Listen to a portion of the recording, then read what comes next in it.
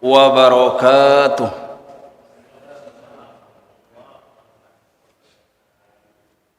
Innal hamdalillah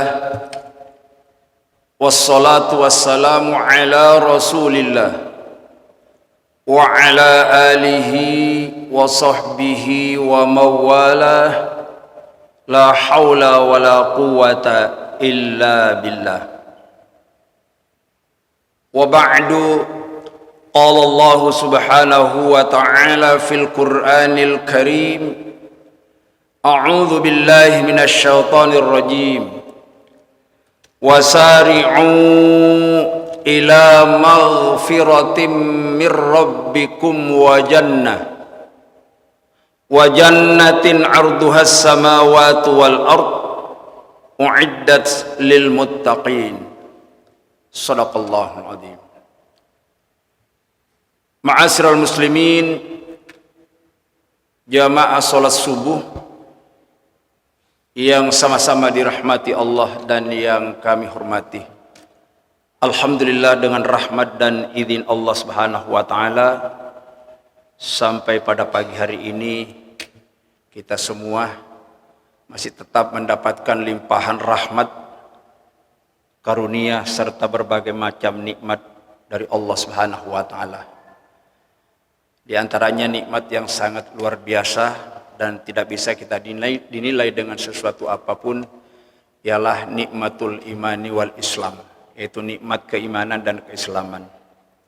Nikmat berikutnya, alhamdulillah, Allah masih memberikan kemampuan kepada kita sekalian untuk membuktikan keimanan kita kepadanya dengan melaksanakan salah satu perintahnya yang sangat luar biasa, yakni sholat subuh berjamaah.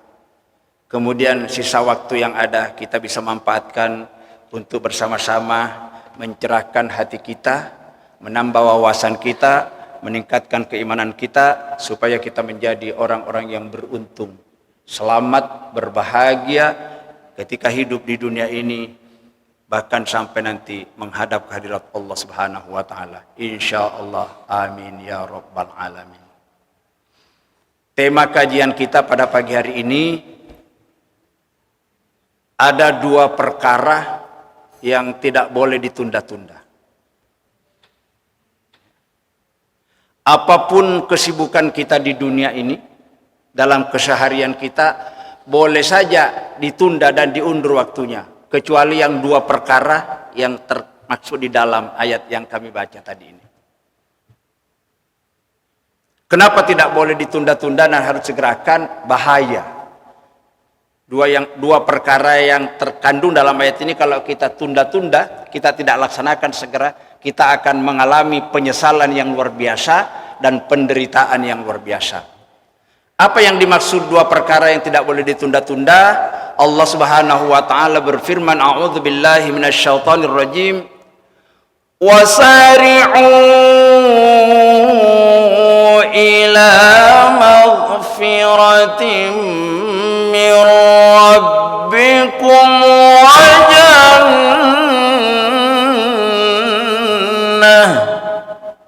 Wasari'u, dan bersegeralah kalian. Perintah, bersegeralah, bergegas-gegaslah, bercepat-cepatlah. Artinya jangan sampai ditunda-tunda. Apa yang pertama?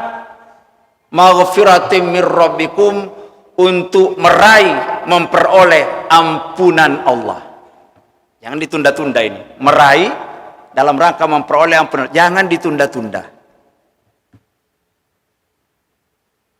Dalam bahasa yang lain, bertaubat itu tidak boleh ditunda-tunda. Kalau ditunda, bahaya. Apa bahayanya? Yang namanya ajal, usia, umur kita nggak ada yang tahu.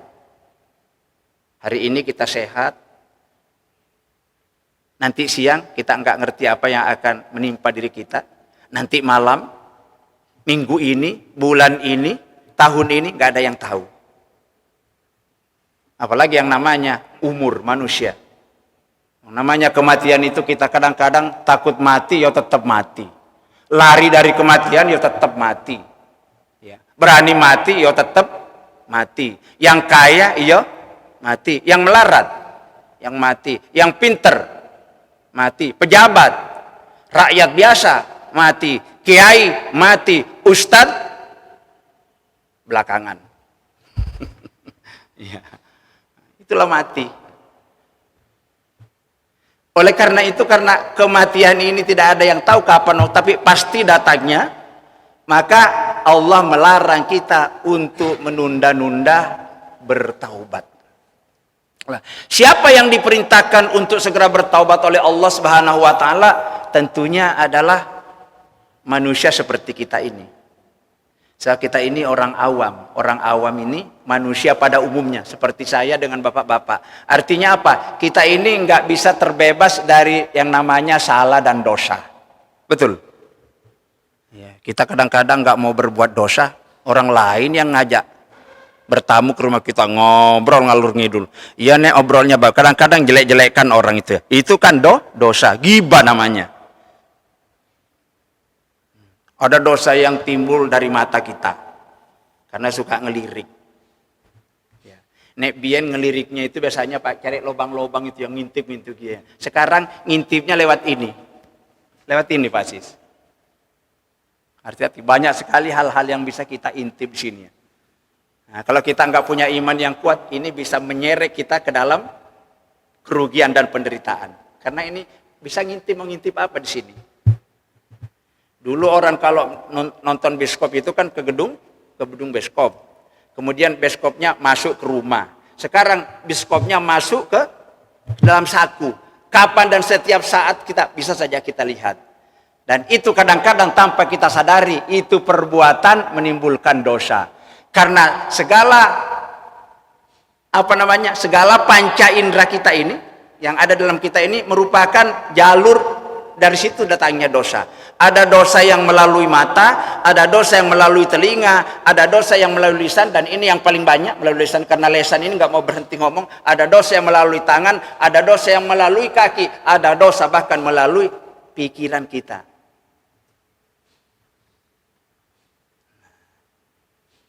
Kalau kita tidak segera bertaubat, maka nanti penyesalan dan penderitaan yang akan kita alami di sana, di alam barzah, di alam kubur, sampai di akhirat nanti. Kalau tidak segera bertaubat.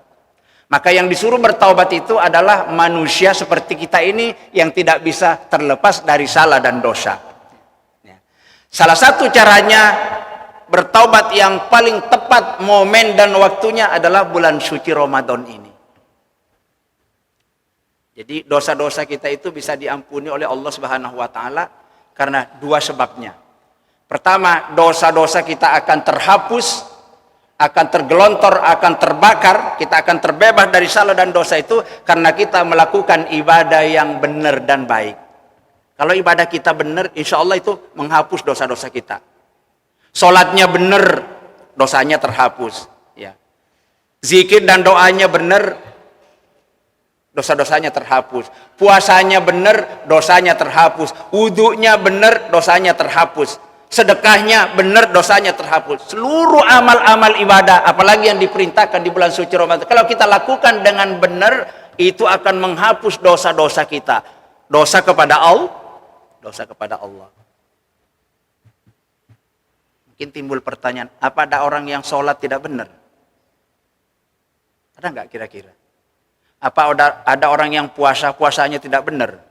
Apa ada orang haji dan umroh dan hajinya tidak benar? Jawabannya iya.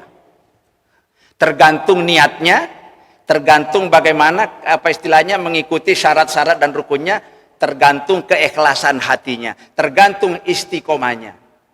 Salah satu contoh, orang sholat taraweh. Ada orang sholat taraweh itu modelnya itu malam pertama, malam kedua datang. Nanti setelah itu nggak datang lagi, nanti malam pertengahan baru dia datang. Terus nggak datang lagi, nanti baru malam terakhir datang lagi. Loh, sampai kok potongan tarawehnya kok kayak gitu? Wah, saya lewat tol. Maksudnya apa? Kalau saya sholat taraweh kok sampai setiap malam, mana kuat saya besok saya kerja. Lah puasanya, saya juga seperti itu, puasanya cukup 3 kali dalam 1 bulan, sama-sama saulan. Ini kan namanya ngawur. Kalau salah ibadahnya seperti ini, bagaimana dosa-dosanya akan dihapus? Ya nggak benar. Kenapa? Ibadahnya tidak benar. Jadi kalau ibadah kita itu benar, insya Allah menghapus dosa. Banyak, ya. Termasuk kalau kita salaman ketemu itu, mamin muslimin yaltaqiyani fi yatasafahani illa ghufiralahu ma lam yatafarraqa, rawahul Bukhari wa Muslim. Seorang muslim, kata Nabi itu, kalau berjumpa dengan saudaranya kemudian saling beruluran tangan, berjabat tangan, ya, berjabat tangan saja, enggak usah mengucapkan apa-apa itu, Allah akan menghapus dosa-dosanya sebelum dia berpisah. Makanya nek ketemu di masjid jangan sampai tidak salaman, menghapus dosa, Pak. Tapi kalau orang lagi zikir jangan diitik-itik, saking buru itu diajak salaman, ya nggak bener juga. Nanti kalau sudah selesai gitu baru ya.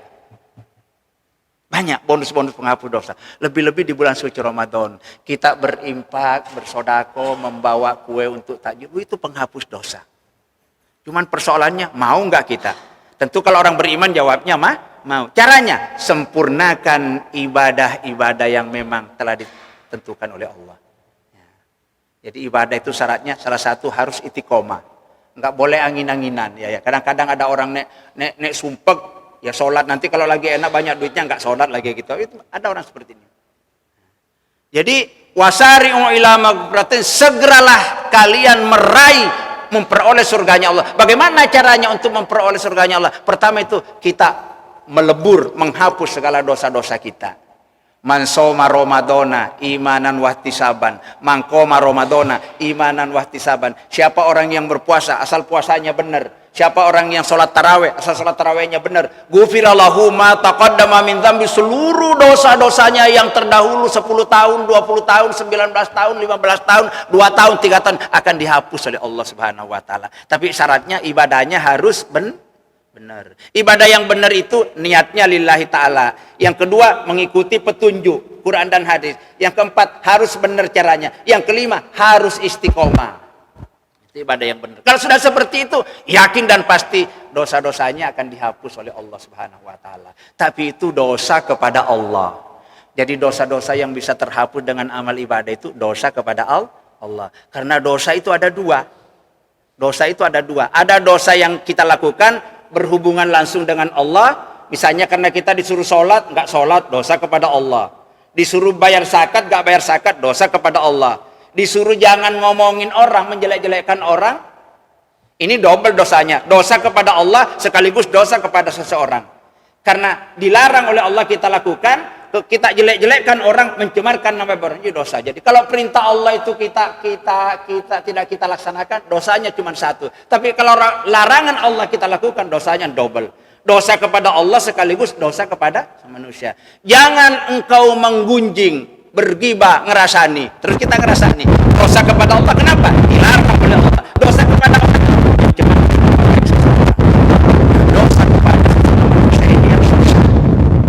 susah Pak, dosa kepada manusia. Kadang-kadang kita minta maaf ya Pak ya. Minta maaf Pak, saya tulus, saya ikhlas, saya banyak salah kepada. Apa jawabnya? Gak ada maaf bagimu.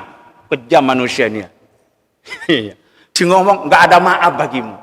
Padahal Allah saja Maha Pengampun. Innallaha kana ghafurur rahima. Innahu kana tawwaba. Allah itu kalau hambanya betul-betul ingin bertaubat atas segala dosa yang dilakukan, adalah Allah itu Maha Pengampun, Maha Penerima taubat. Allah, manusia kita mau minta maaf, ngomong gak ada maaf bagimu. Maka kalau ada orang mau minta maaf terus enggak memberi maaf, itu ciri-ciri orang yang imannya tidak baik. Imannya rusak. Kalau ada orang tidak mau memberikan maaf orang lain, itu tandanya imannya rusak. Maka yang paling baik itu orang yang minta maaf. Kalau orang minta maaf kepada kita, wah, kalau bisa kita, udahlah Pak, gak usah minta maaf. Sampai sebelum minta maaf sudah aku maafkan duluan. Bisa kira-kira kayak gitu. Udahlah Pak, sampai nggak usah minta maaf. Sebelum sampai minta maaf sudah maafkan. Enak kita. Karena kalau kita mendendam, mangkelnya disimpan di dalam hati, ya itu. Kata Nabi, orang yang suka mendendam, menaruh rasa mangkelnya di dalam itu biasanya bisa mati mendadak. Dijelaskan dalam hadis. Maka siapa yang ingin mati mendadak, silakan tampung mangkelmu di dalam hati itu ya. Nanti kalau ketemu baru dia akan membara, meledak koyok api kebakaran. Maka biasanya orang yang suka menaruh rasa marah, rasa mangkel, rasa dendam di hatinya, itu biasanya seringkali kena mati mendadak. Maka jangan takut mati mendadak. Mati mendadak itu juga bagus ya. Gak sempat minta maaf yang mati. Nah ini. Jadi dosa kepada Allah, penghapusnya amal-amal ibadah yang baik dan benar. Dosa kepada Allah. Dosa kepada sesama manusia gak iso. Harus kita minta maaf. Maka tadi ayatnya itu ciri-ciri orang yang dirindukan sorga ini. Uiddat lil muttaqin, ciri-ciri orang yang dirindukan sorga. Di antaranya di dalam sebuah hadis dikatakan talil Quran. Orang yang gemar lesannya selalu membaca Quran. Tidak ada hari-hari yang ia lalui apalagi pada bulan suci Ramadan selalu baca Quran. Walaupun satu kali ngaji hanya 5 ayat. 5 ayat. Apalagi kalau sampai 1 juz itu. Orang-orang yang gemar membaca Al-Quran apalagi dipelajari sak maknane, itu termasuk kategori yang dirindukan sorga. Kalau sorganya yang rindu, itu bisa dipastikan pasti masuk sorga. Kan ada 2. Ada orang yang merindukan sorga, ada orang yang dirindukan sorga. Kalau kita merindukan sorga, belum tentu masuk sorga. Tapi kalau sorganya rindu kepada kita, pasti masuk sorga. Siapa mereka itu? Talil Quran, orang yang selalu membaca Quran. Tidak ada hari-hari yang ia lalui kecuali selalu membaca Quran. Makanya jangan sampai tidak baca Quran. Apalagi berpuasa, sholat tarawih tidak baca Quran. Pahala puasanya itu tipis. Yang kedua, wal afina anin nas. Ini ayatnya, wal afina anin nas. Orang yang suka memberi maaf. Orang yang suka memberi maaf kepada orang lain itu dirindukan surga. Bukan orang yang minta maaf. Kira-kira sulit mana, Mas? Memberi maaf dengan minta maaf itu sulit mana? Sulit mana, Pak? Memberi maaf sama minta maaf itu sulit mana? Hah? Oh, minta maaf mah gampang. Dan sudah seharusnya kalau kita bersalah kepada orang itu minta maaf. Tapi yang angel itu memberi maaf. Maka di Al-Quran itu kalau kita jumpai di dalam Quran hadis itu selalu perintahnya, beri maaflah, maafkanlah. Jangan tidak mau memberi maaf. Orang yang selalu memaafkan kesalahan orang lain, baik dia minta maaf ataupun tidak minta maaf, itu termasuk dirindukan surga. Termasuk kalau kita ketemu sama istri yang suka ngomel-ngomel itu ya. Poso-poso lagi. Suaminya nggak mare-mare diomel ya. Ada Pak istri kayak gitu. Kayak tonggoku Pak ya. Iya. Ngomel istrinya. Kalau ngomong sama suaminya itu kasar. Ngajak makan. Yo mangan. Tonggo krong kapi ya. Kasar ini ya.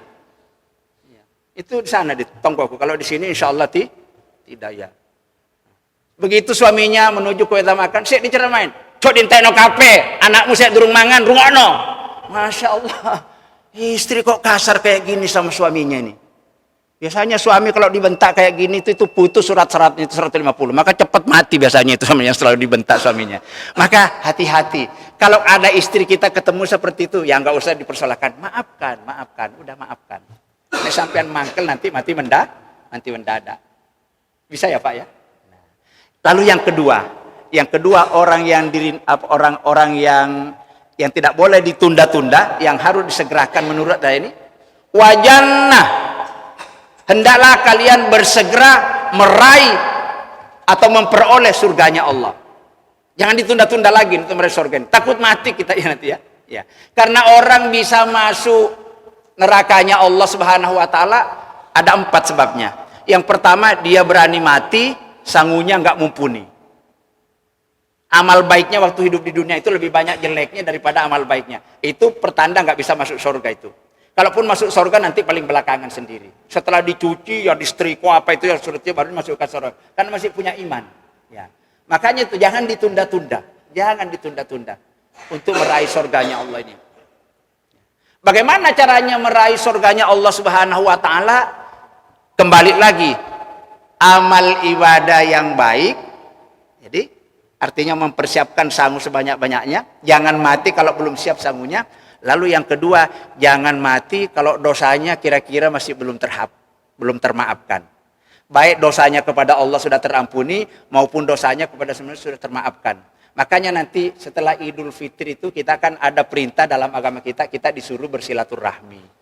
Untuk apa silaturahmi? Pertama, menyambung silaturahmi supaya umurnya panjang, rezekinya banyak. Yang kedua, tujuannya kita saling bermaaf-maafan. Taqabbalallahu minna wa minkum kullu amin wa antum bi khair. Mohon maaf lahir dan batin. Luar biasa sekali indah bahasanya. Itu lakukan. Jangan salaman kok, gak ngomong apa-apa ya, gak bisa. Ya, ngomong mohon maaf lahir dan batin. Kalau memang punya salah, kalau nggak ada salahnya kepada orang cukup taqabbalallahu minna wa minkum. Begitu caranya. Selesaikan. Jangan mati membawa masalah. Nggak selamat. Terus yang ketiga, jangan mati kalau utangnya belum. Makanya Islam mengajarkan ngutang itu jangan jadi hobi, jangan gemar berutang. Takut mati belum terbayar, gak bisa masuk surga, kata Nabi.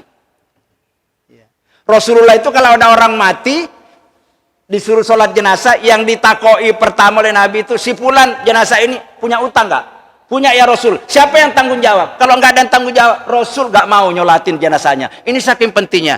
Ada kesan seolah-olah percuma disolatin, nek punya utang nggak disaur, ya nggak bisa masuk surga. Maka Islam mengajarkan jangan gemar berutang. Apalagi sekarang. Iya Pak, kita nggak mau berutang, tapi yang tukang utang itu keliling terus sabendino, ya. Kadang lah HP, home credit ini sampean waduh, kalau diikuti itu ya. Jangan gemar berutang. Dan kalau memang punya utang, segera disaur. Kalau belum disaur sampai mati, nggak ada yang tanggung jawab, kita nggak bisa masuk surga. Ini yang dimaksud wajan natin, hendaklah kita segera meraih surganya Allah Subhanahu wa taala. Bagaimana caranya? Persiapkan bekalmu, sangumu yang banyak, hapuskan segala dosamu dengan cara bertaubat, kemudian sambung silaturahim itu tadi kalau ada masalah dengan orang, karena orang kalau putus silaturahmi itu gak bisa masuk surga. Yang keempat, bayar utang. Nah, lalu setelah itu orang yang dirindukan surga berikutnya ialah orang-orang wahafidul lisan. Orang yang dirindukan surga tadi itu orang yang gemar membaca Al-Quran. Yang kedua itu hafidul lisan, selalu senang lesannya itu moco Quran, baik membaca dengan lafadznya maupun dibaca dengan artinya. Itu termasuk dirindukan surga. Yang ketiga, wa mut'imul ji'an, orang yang suka memberi makan orang yang lapar.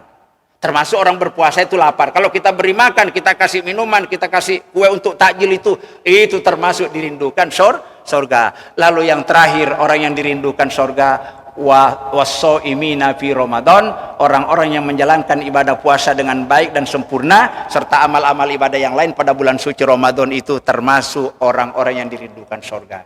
Insya Allah bapak-bapak, ibu-ibu kita semuanya, mudah-mudahan kita termasuk di dalamnya. Dan nanti kalau kita mati, entah siapa yang duluan, siapa yang belakangan, gak ngurus. Tapi nanti kita akan bersama-sama memasuki surganya Allah Subhanahu wa taala karena bekalnya, sangunya sudah kita persiapkan terutama di dalam bulan suci Ramadan ini. Insya Allah. Amin amin ya rabbal alamin. Terima kasih atas kebersamaan dan perhatian Bapak Ibu semuanya. Mohon maaf bila ada hal yang kurang. Hanya kepada Allah kita senantiasa berharap pahala dan ridhonya, serta selalu kita mohon ampun atas segala dosa dan kesalahan kita. Semoga Allah selalu membimbing kita ke jalan yang benar. Seluruh amal ibadah kita senantiasa diridhoi dan kita menjadi orang-orang yang beruntung, selamat, berbahagia fid dini wad dunya wal akhirah. Amin amin ya rabbal alamin. Billahi taufiq wal hidayah. Wassalamualaikum warahmatullahi wabarakatuh. Kita tutup dengan doa bersama. Bismillahirrahmanirrahim. Rabbana amanna bima anzalta wattaba'na ar-rasula faktubna ma'asy syahidin. Allahumma inna nas'aluka ridhaka wal jannata wa na'udzubika min sukhatika wan nar. Allahumma innaka 'afuwun karimun tuhibbul 'afwa fa'fu 'anna ya karim. Subhanakallahumma wa bihamdika asyhadu an la ilaha illa anta astaghfiruka wa atubu ilaik. Amin amin ya rabbal alamin.